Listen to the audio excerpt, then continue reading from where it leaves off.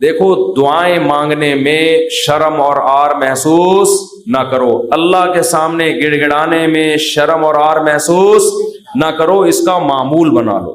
حضرت عمر فرمایا کرتے تھے کہ میری دعا قبول ہو رہی ہے یا نہیں مجھے اس سے غرض نہیں ہے، مجھے اس سے غرض ہوتی ہے کہ مجھے دعاؤں کی توفیق مل رہی ہے کہ نہیں مل رہی۔ تو جتنی دعائیں ڈاکٹر ٹھیک کرے گا، جا مانگ ڈاکٹر سے، میری مرضی میں ٹھیک کروں نہ کروں، لیکن تو نے یہ بتا دیا ہے کہ تو مجھے اپنا محتاج، تو اپنے آپ کو میرا محتاج نہیں سمجھتا، تو نے اپنے عمل سے یہ ثابت کر دیا ہے کہ تو اپنے آپ کو نہیں سمجھتا کہ میں اللہ کا محتاج ہوں، تو نہیں سمجھتا کہ اللہ سب کچھ کر سکتا ہے۔ اس لیے اللہ کی نظر میں دعا کی ویلیو ہے۔ اگر آپ کا کوئی مسئلہ اٹکا ہوا ہے اور آپ اس کے اسباب اختیار کرتے ہو، دعا نہیں مانگتے، اللہ کہتے ہیں تیرا یہ خیال ہے کہ مسئلے میں دور نہیں کر سکتا، مسئلے تیرے گورنمنٹ دور کرے گی، تو یہ تکبر ہے جو آپ کو سزا کا ذریعہ بنے گا اور برکتیں چھین لے گا آپ کی زندگی سے۔ اس لیے قرآن کے الفاظ دیکھو، وقال ربکم ادعونی استجب لکم، اللہ کہتے ہیں کہ مجھ سے دعا مانگو میں تمہاری دعا کو قبول کروں گا۔ ٹھیک ہے بھائی، یہ آپشن ہے نا، آپ بتاؤ جب کوئی گورنمنٹ کسی کو کوئی آپشن دیتی ہے یا کوئی بینیفٹس دیتی ہے تو گن پوائنٹ پہ تھوڑی دیتی ہے بھائی گورنمنٹ نے یہ کہا کہ قرضہ ملے گا بغیر سود کے، غریب لوگوں کو چاہیے اپنا مکان بنائے، یہ کہے گی نا گورنمنٹ، آگے دھمکی تو نہیں دے گی جس نے قرضہ نہیں لیا نا ہم سے مکان بنانے کے لیے اس کو شوٹ کر دیا جائے گا، ایسی دھمکی دے گی کبھی؟ تو یوں ہی کر دو اگر منہ سے نہیں نکل رہا کچھ ہے۔ دھمکیاں دے کے کبھی کسی کو کوئی سہولت دی جاتی ہے؟ ہاں دیہاتی مائیں کرتی ہیں ایسا۔ وہ ایک آدمی نے پرینک بنایا کہ انگریزوں کی مائیں اور پاکستانیوں کی مائیں میں کیا فرق ہے، بڑا زبردست تھا۔ انگریز کی ماں کھانا لا کے رکھ دے گی، کھانا ہے کھا، نہیں تو یہاں سے دفع ہو جا، ٹھیک ہے نا۔ پاکستانی اور دیہاتی ماں کیا کرے گی، وہ میرا بیٹا کھا لے، یہ میں نے تیرے لیے پکائی ہے بریانی، میں نے تیرے لیے یہ پکایا ہے، پہلے منتیں کرے گی، بچہ نہیں کھائے گا تو دھمکیاں دینے پہ آ جائے گی، کھا ورنہ میں تھپڑ ماروں گی تیرے کی، بے غیرت تو نے بنوایا کیوں مجھ سے، یہ مجھے پتہ نہیں ہے یہ۔ تو نارملی ایسا ہوتا نہیں ہے کہ آپ کسی کو کوئی نعمت دے رہے ہو اور ساتھ میں بندوق نکال کے بولو کہ یہ لو۔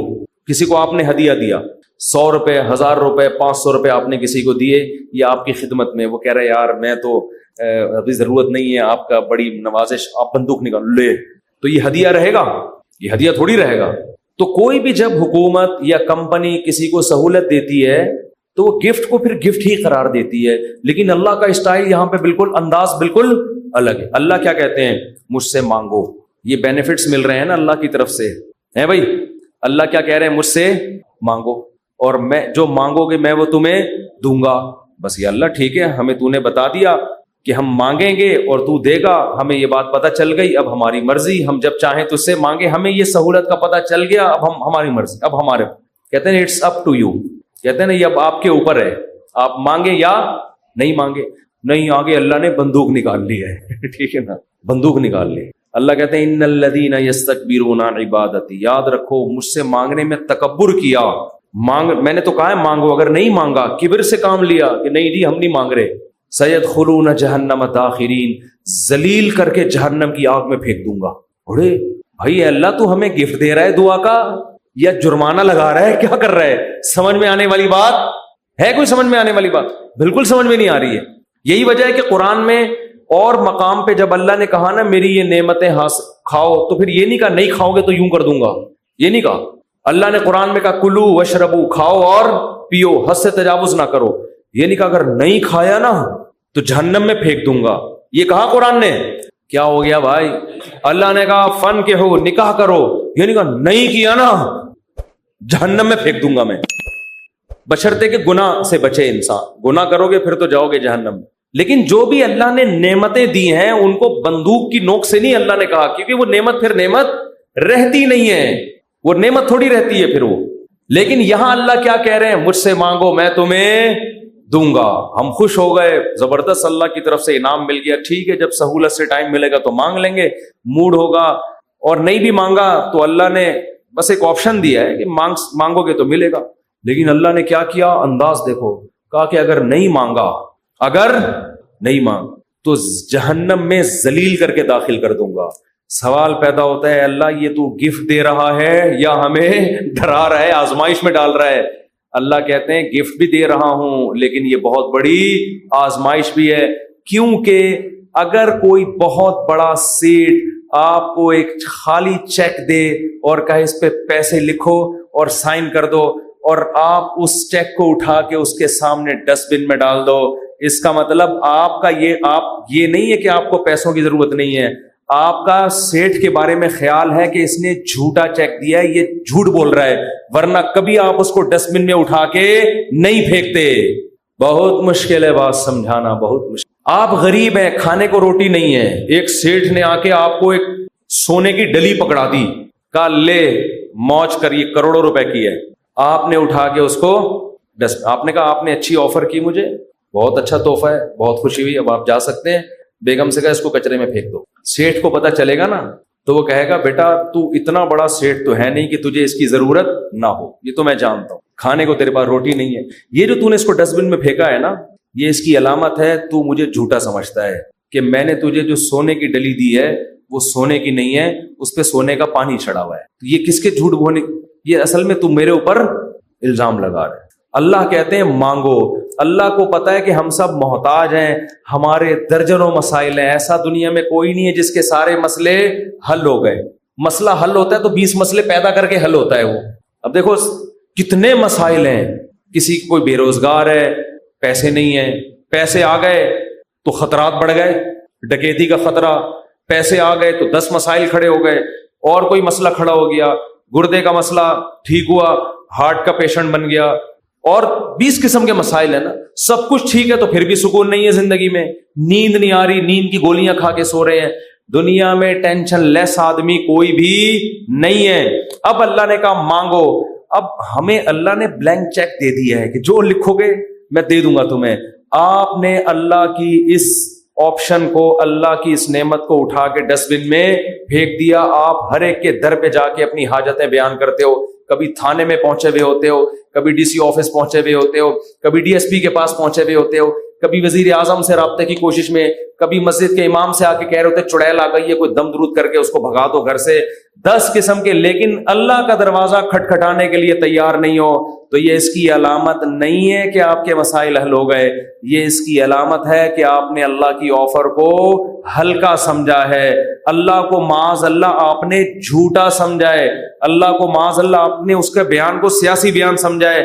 لیکن جو ایمان والے لوگ ہیں وہ اللہ کی اس آفر سے فائدہ اٹھاتے ہیں۔ کتابوں میں لکھا ہے کہ یعقوب علیہ السلام کے بیٹے جب ان سے بچھڑے تھے، اتنی اللہ سے دعائیں مانگی کہ ان کے گھٹنے سجدے میں گر گر کے دعائیں مانگ مانگ کے ان کے گھٹنوں اور بازوؤں پہ نشان پڑ گئے تھے۔ وہ انبیاء بہت دعائیں مانگتے ہیں، ہر بات میں دعا، ہر بات میں دعا۔ قرآن کہتا ہے مجاہدین جو میدان جنگ میں لڑائی کے لیے اترتے ہیں وہ کیا دعا مانگتے تھے؟ ربنا افرغ علینا صبرا وثبت اقدامنا، اے اللہ ہمارے اوپر صبر کو انڈیل دے، ہمارے قدموں کو مضبوطی سے جما دے اور ہمیں ان دشمنوں پر فتح دے۔ تمام اسباب وسائل کے ساتھ اترے ہیں، مگر دعائیں کس سے مانگ رہے ہیں؟ اللہ سے۔ بدر میں دیکھو اللہ نے ہمارے نبی سے وعدہ کیا تھا مدد کروں گا، لیکن صحابہ کہتے ہیں نبی پوری رات مصلے پہ سجدے میں روتے رہے ہیں، اللہ سے مدد کی دعائیں مانگتے رہے ہیں، حالانکہ اللہ نے تو مدد کا وعدہ کیا ہے، پھر بھی مانگ رہے ہیں اے اللہ اگر یہ 313 شہید ہو گئے تو تیری دنیا میں عبادت کرنے والا کوئی بھی نہیں ہوگا۔ اللہ کو واسطے بھی دے رہے ہیں، جہاں پیغمبروں کے ساتھ کوئی زکریا علیہ السلام کی اولاد نہیں، اللہ سے اولاد مانگ رہے، پوری زندگی اسی میں گزر گئی، بڑھاپے میں جا کے اولاد ملی ہے۔ تو سارے پیغمبروں کا اللہ نے یہی تذکرہ کیا، ہر بات میں دعا۔ سلیمان علیہ السلام جو حاجت پوری ہو رہی ہے فوراً کیا کر رہے ہیں؟ اللہ سے دعا۔ ایوب علیہ السلام پریشانیوں میں، زندگی ٹینشنوں میں، بیماریوں میں، قرآن کہتا ہے اللہ سے ہاتھ اٹھا کے دعائیں مانگتے تھے، انی مسنی الضر، اے اللہ بہت پریشانی میں ہوں، انت ارحم الراحمین، تو سب سے زیادہ رحم کرنے والا۔ پیغمبروں کو اس سے غرض نہیں ہوتا، اس سے غرض نہیں ہوتی کہ دعا قبول ہو رہی ہے یا نہیں ہو رہی، وہ کہتے ہیں ہم مانگتے رہیں بس، ہمارا کام کیا ہے۔ اور یاد رکھو جب قبول نہ ہو رہی ہو نا پھر مانگنے کا مزہ ہے۔ مزہ کب ہے؟ آپ کے کیسی الٹی الٹی باتیں کرنے کے لیے مصطفیٰ نے بلایا ہے۔ قبول نہ ہو رہی ہو نا تو پھر ہے مانگنا، تبھی تو یہ اس کی علامت ہے کہ آپ کا اللہ پہ ایمان ہے اور وہی قبول ہوتی ہے۔ بعض دفعہ آپ اللہ سے جو چیز مانگتے ہیں اللہ وہ نہیں دیتا، اس کا آلٹرنیٹ دے دیتا ہے ایک صاحب کا فون آیا, مجھے کسی سے عشق ہوا ہے اور میں دعائیں مانگ مانگ کے تھک گیا, پھر بھی نہیں ہو رہی شادی. آج کل تو لڑکوں کے یہی مسائل ہیں, مانگ مانگ کے دعائیں تھک گیا. تو آپ کہتے ہیں دعائیں قبول ہوتی ہیں, میں تو پھر اس پہ اور تڑکا لگا دیتا ہوں. میں کہتا ہوں بہت سے لوگ کہتے ہیں ہم جس کو مانگ رہے ہیں وہ ملی نہیں, چلو نہیں ملی, مقدر میں ہوگا, دعا قبول نہیں ہوئی. مفتی صاحب کہہ رہے ہیں دعائیں کیا ہوتی ہیں, قبول, لیکن اس کی کہیں اور شادی کی خبر ہمیں مل رہی ہے. تو اللہ اگر دعا قبول نہیں کرتا تو کم از کم ایسا تو نہ کرے نا کہ اس کی کہیں شادی ہو رہی ہے اور ہمیں اطلاع مل رہی ہے. خوشی خوشی لوگ بتا رہے ہیں تمہیں پتا ہے اس کی شادی ہو گئی, چلو یہاں تک بھی بات سمجھ میں آتی ہے. اس کے بچہ ہوا, ہمیں اطلاع دی جا رہی ہے آگے, ارے تمہیں خوشخبری سنائے وسیم بھائی, کوئی وسیم بیٹھے ہو تو معذرت, تمہیں پتا ہے وہ جو تمہاری کلاس فیلو تھی اس کی ایک جگہ شادی ہو گئی تھی, اس کے ماشاءاللہ آج بیٹا پیدا ہوا ہے. اور انسان تبتا یار ہم نے تو لیلۃ القدر میں دعائیں مانگی تھی ہمیں مل جائے, اور ادھر بھی چلے بھی وہاں گئی اور اس کے بچہ بھی پیدا ہو گیا. اور تباہی اس وقت آتی ہے جب وہ بچہ سمجھدار ہو کے آپ کو ماموں کہنا شروع, حقیقت جب آپ ان کے گھر جائیں ملنے کے لیے اور وہ آپ کی پرانی گرل فرینڈ بچے کو تعارف کروا رہی ہے, تمہارے ماموں لگتے ہیں یہ رشتے میں, حقیقی تو نہیں ہے لیکن رشتے میں کیا لگتے ہیں, ماموں. تو آپ کہو گے یار یہ دعائیں قبول ہو رہی ہیں یا کیا ہو رہی ہے؟ تو اس طرح بھی ہوتی ہیں. تو ایسے لوگوں کو میں کہتا ہوں کہ جو یہ مایوس ہوتے ہیں نا, یہ قبول تو نہیں ہو رہی. او بھائی تو دنیا میں ایک ہی عورت پیدا ہوئی ہے کیا؟ اللہ کے علم میں یہ بات تھی کہ وہ تیرے لیے نقصان دہ تھی, ہر چیز تمہارے لیے نہیں ہے. قرآن کیا کہتے ہیں, آسان تکرہوا شیئا, بہت سی چیزوں کو تم پسند نہیں کرتے لیکن اللہ نے اس میں خیر رکھی ہوتی ہے. بہت سی چیزوں کو تم پسند کرتے ہو, اللہ نے اس میں تمہارے لیے خیر نہیں رکھی ہوتی. واللہ یعلم, اللہ کہتے ہیں مجھے پتا ہے, وانتم لا تعلمون, تم جاہل ہو, تم نہیں جانتے. اللہ سے آگے نکلنے کی کوشش مت کرو. سورہ کہف میں واقعہ نہیں ہے کیا کہ حضرت خضر علیہ السلام نے ایک نوجوان بچے کو قتل کر دیا تھا. موسیٰ علیہ السلام نے پوچھا کیوں مارا, ان میں ماں باپ کا کیا قصور تھا؟ فرمایا یہ بچہ بڑا ہو کر ماں باپ کا باغی بنتا, اس لیے اللہ نے اٹھا لیا اس کو, اور نیک والدین تھے, اللہ ان کو دوسری اولاد دے گا. اب وہ والدین تو رو رہے ہوں گے, ہائے ہمارا بچہ اللہ نے چھین لیا ہم سے. بھئی اللہ کے علم میں یہ بات ہے کہ اس کے کا نعم البدل اللہ تمہیں عطا کرے گا, اور وہ ایسا ہوگا جو تمہاری خدمت کرے گا. تو ہمیں نہیں پتا, کچھوں کی اولاد نہیں ہوتی, وہ پریشان ہے, ہو کیوں نہیں رہی, اسی میں خیر ہے. کیا بھروسہ کوئی اولاد ہو اور وہ آپ ہی کا سر بجانا شروع کر دے. وہ آپ جو جیسا چل رہا ہے اللہ سے اچھی امید رکھو, اے اللہ میرے ساتھ یہی ٹھیک, سر پہ بال اگائیں ٹھیک ہیں, نہیں یوں بولا کرو مجھ پہ ٹنڈ سوٹ کرتی ہے اس لیے اللہ مجھے بال نہیں دے رہا. بہت سے لوگوں کے مسئلے بال ہی نہیں اگ رہے, مالشیں کر کر کے, زیتون کی مالشیں, یہ آملہ کھا لیا انہوں نے, لگانے کے بجائے نا کھانا شروع کر دیا انہوں نے, نہیں اگ رہے ہیں. ایسے لوگ ایسے گنجے دنیا میں موجود ہیں. مجھ سے آ کے پوچھ رہے ہوتے ہیں آپ نے کیا کیا ہے جو آپ کے بال اگائے؟ تو بھائی ہر ایک کے نہیں اگیں گے, یہ آزمائش ہے اللہ کی طرف سے. تو اسی میں صبر کرو یار, مر کے کیا ہو جائیں گے, ختم. اسی میں اس پہ روٹیاں پکاؤ. جب ایک بڑا سر ہو نا اور بڑی خوبصورت سی ٹنڈ ہو تو میرا تو دل کرتا ہے اس کو دھوپ میں گرم کر کے اس پہ چپاتیاں, مزہ آتا ہے. سر بھی بڑا ہو اور تمیز سے بنا ہوا, تو ایک دم ایک ایسا فیل سا ہوتا ہے. خیر یہ تو مزہ, اس پہ ایڈریس لکھ لو, کبھی گم نہیں ہو گیا آپ.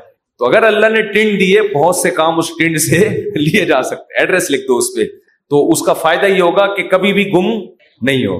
خیر یہ تو میں مذاق کر رہا ہوں, لیکن اللہ نے جو آزمائش مقدر کی ہے, کیا کرو بھائی, صبر. خواتین پریشان ہوتی ہیں, بچے مر جاتے ہیں بعض دفعہ بچپن میں. نبی نے کیا فرمایا, جس عورت کا بچپن میں بچہ مر گیا اور اس نے صبر کیا, میں اس کے لیے جنت کی ضمانت لیتا ہوں. بے صبرے لوگ اللہ کو پسند نہیں ہے. ہم نے اپنے بچپن میں ایسی عورتیں بھی دیکھی ہیں, جوان بیٹا مر گیا, آنسو نکل رہے ہیں ان کے, میں نے خود اپنی آنکھوں سے دیکھا, آنسو نکل رہے ہیں ماں کے, لیکن اللہ سے کہہ رہی ہے اے اللہ یہ آنسو میرے اختیار میں نہیں ہے اس لیے رو رہی ہوں, کہیں تو مجھے بے صبرے لوگوں میں شامل نہ کر لینا. میں نے ایسی عورتیں دیکھی ہیں بچپن میں, جوان بیٹا مرا ہوا ہے اور ماں رو کے کیا کہہ رہی ہے, اللہ یہ میرے اختیار میں نہیں ہے اس لیے رو رہی ہوں. دیکھو ایسی عورتیں ہوا کرتی تھی. اب تو چیخنا, چلانا, واویلا کرنا, شور شرابہ, گھروں میں چیزیں اٹھا اٹھا کے پھینکنا, اس کو سمجھتے ہیں بڑا نیک آدمی ہے یہ. تو صبر کرنے والے پسند ہیں. مانگتے رہو مانگتے رہو مانگتے رہو, اس چکر میں مت پڑو کہ کون سی قبول ہو رہی ہے کون سی نہیں ہو رہی. ہر چیز اللہ سے مانگے. نبی نے فرمایا جوتے کا تسمہ بھی ٹوٹ جائے تو کس سے مانگو, اللہ سے. اس کا مفہوم پتہ ہے کیا ہے؟ مطلب یہ کہ لوگوں سے مت مانگو, لوگوں سے مت مانگو. ہر حاجت کس کے سامنے پیش کرنی ہے؟ اللہ سے. پھر قبول ہو جائے ٹھیک ہے, نہیں ہے تو زیادہ ٹھیک ہے. اور میں نے تو اپنی زندگی میں دیکھا ہے بھائی کہ انسان حقیقت میں اللہ سے گڑ گڑا کے مانگتا ہے نا, دعا قبول ہوتے ہوئے نظر آتی ہے اس کو. دیکھو دعا کی حیثیت کیا ہے کہ آپ نے اللہ کے دفتر میں اپنی فائل جمع کرا دی, تسلی ہو گئی, آپ کا کام اب ہو جائے گا, اب آپ ٹینشن نہ لیں. لوگ کہتے ہیں نا گورنمنٹ کے ادارے میں, بھائی ہم نے فائل جمع کرا دی ہے, اب ہمارے بس میں جو تھا وہ ہو گیا, اب یہ پروسیس سے گزرے گی, جو بھی آپ کا پلاٹ آپ کے نام ہونا ہے, گاڑی آپ کے نام ہونی ہے, گھر پہ آپ کو میسج آ جائے گا. اب تمیز سے بیٹھ جاؤ, بار بار جا کے وہاں پوچھتے نہیں رہو فون کر کے, سر میرا کام ہو گیا, سر میرا کام ہو گیا. بھائی فائل, پیشنٹ آپ ہاسپٹل میں, اچھے ہاسپٹل میں اگر آپ داخل کرا دیتے ہو, آپ کہتے ہو وہ بندہ سیو ہے, اب یہ ڈاکٹروں کے حوالے میں نے کر دیا, اب آپ تسلی سے. تو جب آپ دنیا میں تسلی کر لیتے ہو یار پیشنٹ ڈاکٹروں کے حوالے کر دیا, فائل گورنمنٹ کے دفتر میں جمع کرا دی ہے, تو اللہ کے ہاں دعا مانگ کے بھی مسلمان کو تسلی ہوتی ہے. میں نے اپنا دکھڑا کس کے سامنے رکھ دیا ہے؟ اللہ کے. اب اس کی مرضی ہے, وہ کرے ٹھیک ہے, نہیں کرے تو بھی ٹھیک. اب میرے لیے جو فیصلہ ہوگا وہ بہتر ہوگا, لیکن اللہ آزماتا ہے. ایک حدیث بیان کر کے بس بیان کو ختم کرتا ہوں. نبی صلی اللہ علیہ وسلم نے ارشاد فرمایا کہ اللہ بندے کی دعا اس وقت تک قبول کرتے رہتے ہیں جب تک وہ دعائیں کر کر کے تھک کے یہ نہیں کہتا کہ میں دعا مانگتا ہوں مگر قبول نہیں ہوتی. عجیب حدیث ہے. دیکھو بندہ یہ کیوں کہہ رہا ہے کہ میں دعا مانگ رہا ہوں قبول نہیں ہو رہی؟ اس لیے کہ اسے لگ رہا ہے نا کہ جو مانگ رہا ہوں وہ مل نہیں رہا, تبھی تو کہہ رہا ہے. لیکن نبی کہتے ہیں جب تک یہ الفاظ نہیں کہے تھے نا, اس سے پہلے ساری قبول ہو رہی تھی, ساری قبول ہو رہی تھی. جب یہ کہا تو اب اللہ قبول کرنا بند. تو اس سے صاف پتہ چل گیا کہ آپ کو جو لگتا ہے نا کہ قبول نہیں ہو رہی, وہ بھی حقیقت میں ہو رہی ہیں, وہ ہو رہی ہیں قبول. آپ کو یہ ہم بیوقوف ہیں جو ہم سمجھ رہے ہیں کہ نہیں ہو رہی. کس طرح سے ہو رہی ہیں یہ کس پہ چھوڑ دو؟ اللہ. تو اپنے گھروں میں دعاؤں کا معمول بنائیں. اگر اس رمضان میں ہم صرف دعا کرنا ہی سیکھ لیں تو میں سمجھتا ہوں کہ یہ رمضان ہمیں بہت کچھ دے کر جا رہا ہے. اور حضرت حکیم الامہ فرمایا کرتے تھے جن کو گناہوں کی عادت نہیں چھوٹ رہی نا, تو وہ بھی اللہ سے دعاؤں میں مانگ لیا کریں کہ اللہ مجھے یہ عادت چھڑوا دے. تعلق ختم نہ کریں اللہ سے, لنک ختم نہ. اللہ کو وہ لوگ پسند نہیں ہیں جو اللہ سے تعلق ختم کر دیں. لنگڑا لولا تعلق ہو, گناہوں کے بعد توبہ والا تعلق رکھو, لیکن رکھو, تعلق ختم نہیں ہونا چاہیے. کیونکہ یاد رکھو جیسے ہم اکیلے پیدا ہوئے قبر میں بھی اکیلے ہی ہوں گے, اس وقت اللہ کے سوا کوئی بھی نہیں ہوگا. تو جس نے دنیا میں اللہ سے جتنی دوستی لگا لی قبر میں یہ دوستی کام آئے گی, اور جس نے دنیا میں اللہ سے لا نہیں لگائی, اللہ کو یاد نہیں رکھا, بیوی بچوں کے بکھیڑوں میں, دوستوں کے بکھیڑوں میں, رشتہ داروں کے بکھیڑوں میں پڑا رہا, پیسوں کے بکھیڑوں میں, تو قبر میں ان میں سے کوئی بھی کام نہیں آئے گا. قبر کی تنہائی اللہ کی یاد دور کرتی ہے. قرآن کی تلاوت, ذکر اذکار, یہ قبر کی میں روشنی کا ذریعہ بنے گی. اور اگر اللہ سے دل میں وحشت ہے, نہ مانگنے کی عادت ڈالی, یہاں مانگو گے تو وہاں بھی قبول ہوگی. اور نبی صلی اللہ علیہ وسلم نے فرمایا کہ تنگی کی حالت ہو یا خوشی کی حالت ہو, دونوں حالتوں میں اللہ سے مانگنا ہے. پریشانیوں میں اللہ سب کو یاد آتا ہے, خوشیوں میں اللہ یاد آنا مشکل. جب پریشانی ہوتی ہے بھی تو ہندو بھی اللہ سے دعائیں مانگ رہے ہیں. کورونا پھیلا ہوا ہے, وہ بھی آ کے مسلمانوں سے کہہ رہے ہیں اللہ سے مانگو. بھائی ہماری دادی اللہ مغفرت فرمائے بتایا کرتی تھی, اور بھی میں نے یہاں ایک بزرگ تھے ان سے بھی سنا کہ جب ہندوستان میں قحط پڑتا تھا تو ہندو مسلمانوں سے آ کے کہتے تھے اللہ سے دعا مانگو یہ قحط دور ہو جائے. تو جب سخت مصیبت آتی ہے, میں نے ایک دفعہ جہاز میں سفر کر رہا تھا, تو کراچی سے ہم پتہ نہیں اسلام آباد یا لاہور, تو کیا ہوا ہے جہاز میں اکثر لبرل قسم کے لوگ بیٹھے ہوتے ہیں, اکثر, زیادہ تر نہیں, اکثر, جو اللہ کو ذرا کم ہی یاد کرتے ہیں. ذرا ماڈرن قسم کے لوگ ہوتے ہیں نا جہاز میں, پیسہ ہوتا ہے تو, ورنہ وہ ٹرین سے, نیک آدمی ہوتا تو ٹرین سے جا رہا ہوتا نا, یا بس سے جا رہا ہوتا, بیچارہ چھت پہ بیٹھ کے جا رہا ہوتا. پیسہ آتا ہے تو دین اکثر چلا جاتا. تو اکثر جہاز میں دیکھا ہے لبرل, ایئرپورٹ پہ ہی اسٹائل پتہ چل جاتا ہے. تو ہم جا رہے ہیں, ہمیں کراچی سے جہاز چلا ہے, راستے میں کہیں موسم خراب, تو ہلکے پھلکے 2-3 جھٹکے آئے جہاز کو. میں نے تو لیپ ٹاپ نکالا, وصیت کو اپڈیٹ کر دیا نا, تو میرے پاس ہر وقت وصیت نامہ رہتا ہے, کوئی بھی ایسی بات ہے وہی لکھ. اپڈیٹ کیا یا کرنے کا ارادہ کیا, ابھی پوری بات مجھے یاد نہیں ہے, لیکن میں اکثر ایسا کر دیتا ہوں کہ جب کوئی ایسا خطرہ ہوتا ہے فون پہ بتا دیتا ہوں. جہاز میں تو فون کر نہیں سکتے. ایک دفعہ ہم مکہ سے مدینہ جا رہے تھے, عربی ڈرائیور تھا, اس نے جو بھگائی ہے گاڑی, ٹیکسی لی تھی کرائے پر, تو میں نے گھر باقاعدہ فون کر کے 2-3 وصیت نامے اسی وقت لکھوائے. میں نے کہا مجھے یقین نہیں ہے کہ میں مدینہ پہنچ پاؤں گا. اس نے نمبر پلیٹ پہ کالا کپڑا لگا دیا تاکہ کیمرے میں, اور وہ جو بھگائی ہے اس نے, اور وہ جو راستے میں روکنے کے لیے آ رہی ہوتی ہے ان کو بھی اڑاتا ہوا نکل گیا. وہ جب نمبر ہی ٹریس نہیں ہو رہا اس کا, تو ایسے بھی ہوتا ہے بعض دفعہ. تو جہاز میں پہلا جھٹکا آیا. کوئی بھی اللہ کو یاد نہیں کر. ارے ایئر ہوسٹس نے بتایا کوئی نارمل تھوڑا سا سیٹ بیلٹ باندھ لیں, وہ جو ٹھش پش اس نے کرنی تھی کر دی. 2-3 دفعہ ٹھش پش کر کے وہ نکل گئی. آگے گئے ہیں تھوڑا اور, پھر اور او بھائی, پھر جو جہاز نے ہچکولے کھانا شروع کیے, اب طبیعتیں خراب ہونا, وہ جو اوپر سے چیزیں گرنا شروع ہو گئی نا. مجھے جنید جمشید یاد آیا. میں نے کہا اللہ بچا لے تو زیادہ خوشی ہوگی, بچ جائیں تو باقی تیرے ہاتھ میں. مانگنی تو اللہ سے عافیت چاہیے نا, اللہ زندگی دیتے, ہم تو محتاج ہیں نا. اللہ کے سامنے فنٹر گیری چھینی, اللہ تیری مرضی, مارنا ہے مار دے, میں موت سے ڈرتا. یہ بھی بعض لوگ کر رہے ہوتے, میں موت سے ڈرتا ورتا نہیں ہوں. یہ نہیں اللہ کو پسند ہے. اللہ پیسہ دینا ہے دے, نہیں دینا نہیں دے. ہمارے نبی کے گھر میں 40 دن چولہا نہیں جلتا تھا, میرے گھر میں اگر 80 دن نہ جلے تو کیا ہو گیا. اللہ کو تو محتاج ہی پسند ہے بھائی, گڑ گڑاؤ, مانگو اس سے. تو میں نے بھی دعا مانگی, اللہ اس مصیبت سے ہمیں نجات دے دے. لیکن ویسے ایک آپ کو بات بتاؤں, جہاز کی موت ہوتی بہت آسان ہے, اس میں زیادہ ٹینشن لینے کی ضرورت نہیں ہے. کیونکہ ٹرین سے آدمی ٹکراتا ہے نا, پتہ نہیں کون سی کدھر سے جا کے کٹے, کون سا سر پچ کے. بس میں جائے ٹانگ پھنس گئی کھڑکی میں, بہت بھیانک موت ہے. جہاز میں ایسی موت ہوتی, میں نے تو جہازوں کے انجینئروں سے بھی دوستی ہے, پائلٹوں سے بھی. وہ کہتے ہیں جہاز میں آپ بیٹھے ہوئے ہیں, فوراً پہنچ گئے دوسرے جہان میں. وہ جو تھوڑی میں تھوڑا ہل رہا ہے اس کا تو خطرہ ہوتا ہے کہ یہ ہو کیا رہا ہے ہمارے ساتھ, لیکن جب ٹکراتا ہے نا, اللہ نہ کرے, تو یا جیسے ہی اس کی اسپیڈ کم ہوئی